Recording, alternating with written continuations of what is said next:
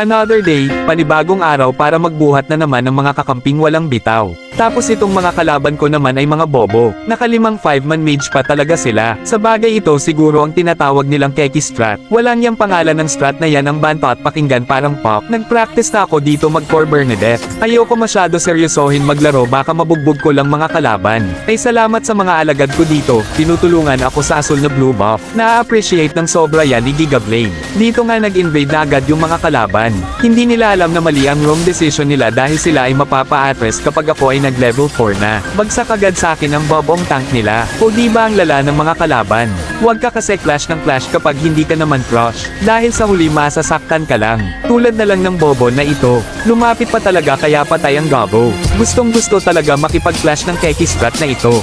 Pero di ako papatalo lalo na sa Scatterboy na ito. Akala ko ba malakas sa maagang late game ang Keki strat na yan.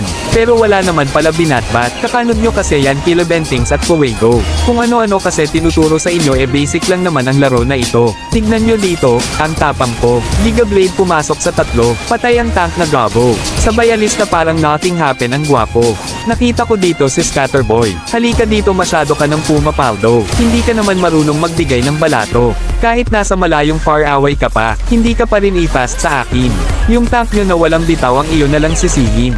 Dito yung tank namin biglang gininaw at hindi makagalaw. Pinipigilan ng pusong pinipilit ay ikaw. Naglalord pa ang mga kalaban na walang bitaw. Pero sa akin yan mapupunta mga tanga. Baka di nyo alam hari ako ng Retry Gods kaya hindi kayo makakaagaw. Tignan nyo naman kung paano ko wasakin ang Keki strat na ito. Halatang puro bading ang mga naglalaro ng mga hero nila.